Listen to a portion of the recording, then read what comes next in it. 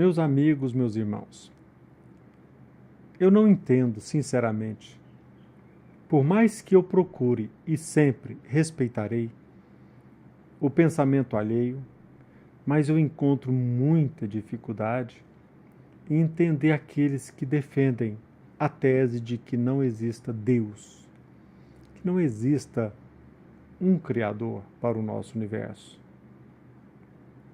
Para mim é de difícil compreensão.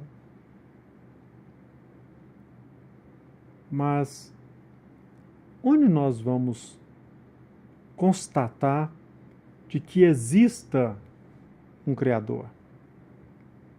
Você talvez possa estar pensando que basta olhar para a natureza. É verdade.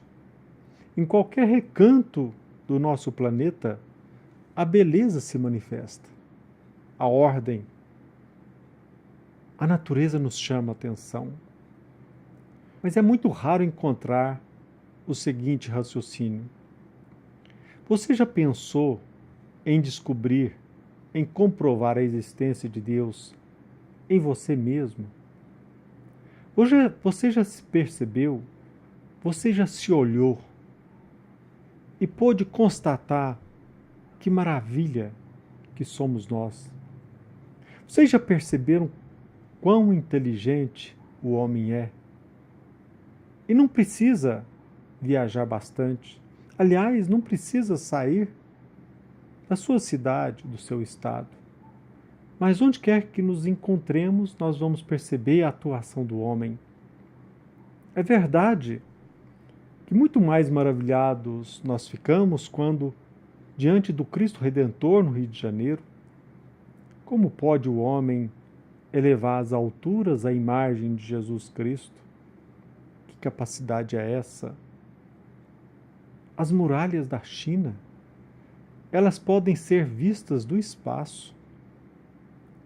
Certamente, quando algum irmão nosso se aproximar da Terra, irmão nosso rotulado de alienígena, ao se deparar com aquela imagem do espaço, certamente concluirá imediatamente: na Terra existe inteligência.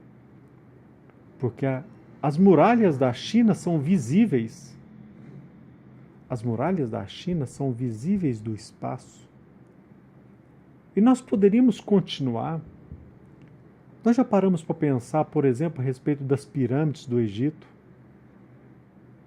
Que maravilha! Como nós somos competentes! Como o ser humano é inteligente! Em qualquer lugar que encontremos, nós vamos perceber a presença do ser humano. Quantas maravilhas! E nós não estamos falando apenas das belezas naturais. Nós estamos falando da nossa cultura. Quantas edificações que identificam uma cultura, uma nação. Até mesmo as edificações que realçam o poder econômico de um país, como os arranha-céus. Edifícios que superam a altura de 400 metros aqui no Ocidente. E assim nós poderíamos falar a respeito de inúmeras edificações, obras do homem, da inteligência do homem. Não resta dúvida de que o homem é inteligente. E nós não estamos aqui ainda falando a respeito destes recursos que nós herdamos do nosso Pai. Porque mesmo que você não admita a existência de Deus, de quem nós herdamos estes recursos? Esta capacidade não pode ser fruto de uma geração espontânea, não pode ser fruto do acaso. Mas o fato é que nós somos muito inteligentes. Não Não precisa de muita investigação para que nós possamos perceber de que existe um Criador. E os estudos na área científica, que envolve trabalhos na área da antropologia e assim por diante, pôde constatar que em qualquer região do planeta onde exista o homem reunido com outro homem, sempre se percebeu esse sentimento inato de adorar um ser que extrapola a nossa compreensão. Em toda e qualquer aldeia, em toda e qualquer tribo, em todo e qualquer momento da história, em qualquer reunião, se percebe essa nossa devoção a um ser ainda muito maior do que nós mesmos. Certamente daí nasceu esse propósito de se construir, de se levantar um templo.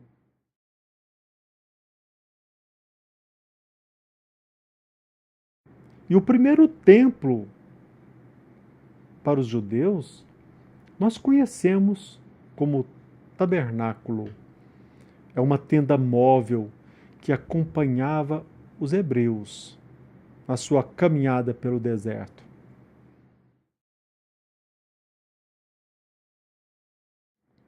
Eles conseguiram edificar o templo de Salomão, que foi destruído, como havia sido previsto de que, se eles não seguissem os mandamentos, as determinações, se eles não se submetessem à disciplina, o templo seria destruído, como aconteceu com os hebreus por Nabucodonosor, pela Babilônia, que não somente escravizou o povo hebreu, mas destruiu o templo de Salomão. E não demorou muito, quando os hebreus voltaram para a sua terra, edificaram mais um templo, e que mais tarde levou o nome de Templo de Jerusalém. Uma edificação maravilhosa, linda, que chamava a atenção dos discípulos. Se nós analisarmos bem o Evangelho de João e o Evangelho de Mateus, existem duas passagens que nós devemos analisar, que nós devemos perceber com mais cautela. A primeira, narrada por Mateus no capítulo 24, onde ele percebe, ao visitar Jerusalém, que os discípulos estavam assombrados com a beleza do templo de Jerusalém, que eles estavam admirados. Aquela edificação chamou a atenção deles. E Jesus Cristo, naquele momento, ele não perde a ocasião para profetizar. O que aconteceria em 70 depois de Cristo? Jesus Cristo, naquele momento, disse: não ficará pedra sobre pedra. Em 70, no ano 70 depois de Cristo, o templo de Jerusalém foi destruído. Mas existe uma parte muito importante prevista também no Evangelho. Agora no Evangelho de João, no capítulo 2. João, o evangelista, nos narra que, após ter expulsado os vendilhões do templo, aqueles que mercantilizavam coisas sagradas dentro do templo, após ter expulsado, perguntaram a Jesus: que autoridade você tem para fazer isso? E Jesus Cristo profetiza novamente: derribai o templo e eu o levantarei em 3 dias. Destruam o templo e eu o levantarei em 3 dias. Mas como pode alguém levantar um templo em 3 dias, sendo que o templo de Jerusalém ele levou mais de 40 anos para ser edificado, reconstruído?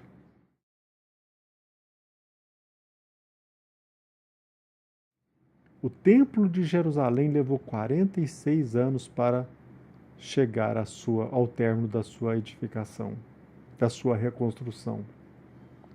Logo depois, os discípulos perceberam com a sua crucificação que Jesus Cristo estava falando da sua ressurreição, que em 3 dias ele demonstrou que o templo passou a ser o corpo de Jesus. Da mesma forma que o nosso. Nós não podemos esquecer que o nosso corpo é o templo divino.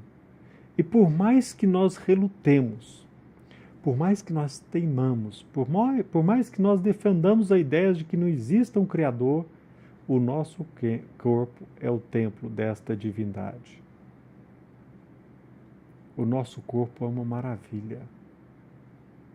Nenhuma edificação humana supera o nosso corpo físico. Tanto é verdade que Emmanuel nos traz a seguinte mensagem, intitulada assim: Corpo físico, santuário sublime.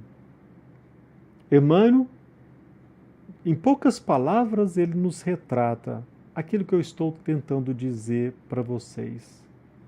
Nós temos a capacidade de edificar. Nós somos como nosso Pai. Nós somos criadores. Nós herdamos de nosso Criador o potencial. E esse potencial se materializa na natureza através das nossas edificações. Quantas edificações! Mas não adianta de nada nós edificarmos de fora, esquecendo de reconstruir ou construir o reino divino dentro de nós mesmos. As torres gêmeas caíram.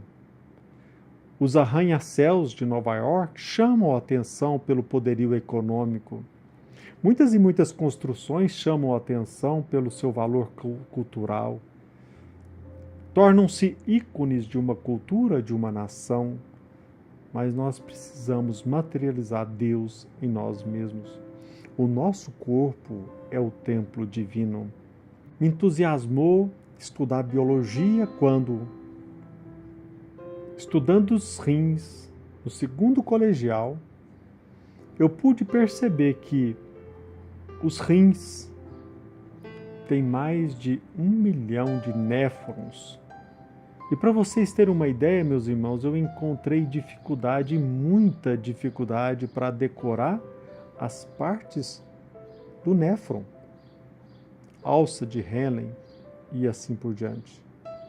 Mas veja bem, néfron, eu não conseguia lembrar das suas partes para que eu pudesse anotá-las no momento da prova, mas só nos rins existem 1.200.000 néfrons.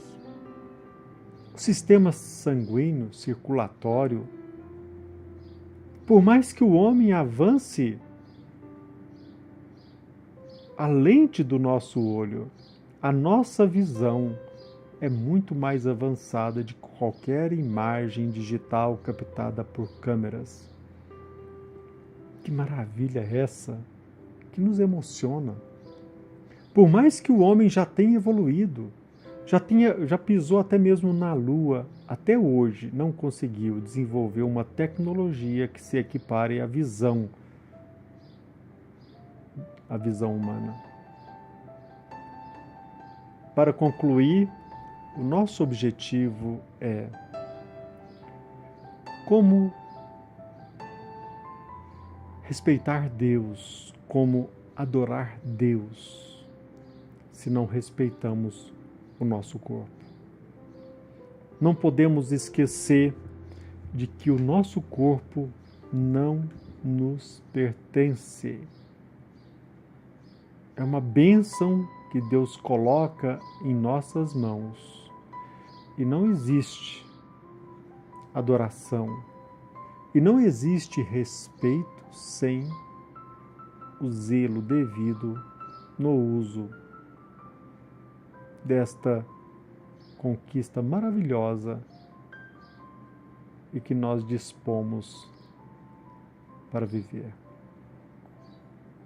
Emmanuel, na mensagem Corpo Físico, Santuário Sublime, ele termina dizendo que um dia nós vamos perceber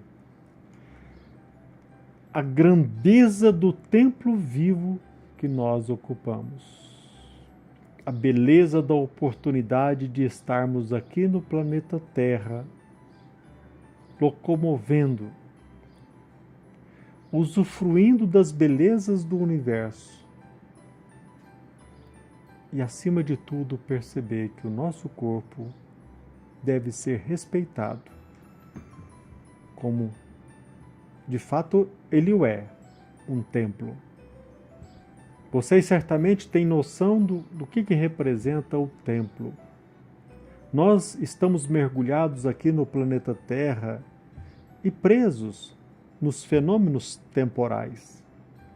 Faz-se necessário a existência do tempo. Como eu posso marcar algo com você se eu não delimitar o dia, a hora? Como eu posso dizer para você, olha, eu te visitarei em 2019, me aguarde na sua residência? Como pode uma pessoa ficar me esperando um ano inteiro? Como pode alguém me esperar no lar? Eu preciso delimitar, o tempo é necessário. O tempo ele é muito importante para nós.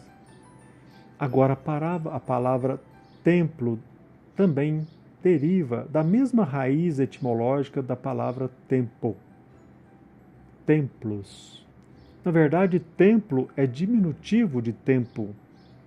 Nós precisamos, sim, como a maioria pensa, recortar o nosso tempo para nos dedicarmos a Deus. Mas como fazê-lo se nós estamos mergulhados no templo, que é o nosso próprio corpo? Um dia nós perceberemos que o planeta Terra também é um templo onde nós devemos dignificar a existência de Deus. Mas urge respeitarmos Deus através de nós mesmos, respeitar o nosso corpo, respeitá-lo e valorizar todos os recursos e toda a tecnologia que nós usufruímos e às vezes não damos o menor valor. Muitas pessoas não entendem, portanto, que o suicídio é um crime. E nós não estamos falando aqui apenas do suicídio voluntário, o suicídio inconsciente. Porque quando nós cometemos o suicídio, estamos danificando aquilo que não nos pertence. Nós estamos destruindo o local onde Deus se manifesta e quer se apresentar à vida através dos nossos atos. A nossa mensagem hoje é para nós mesmos, para percebermos Deus em nós. Jesus Cristo disse: vós sois deuses, e vamos dignificá-lo através da autoestima, do respeito próprio, da valorização da vida, e jamais defendamos aborto, suicídio, porque isso é uma prova contundente da nossa imaturidade e, me desculpem, da nossa imbecilidade. Saiamos desse estado de espírito tão nefasto que nos coloca em posição bem inferior até mesmo a dos animais. Que Jesus nos abençoe.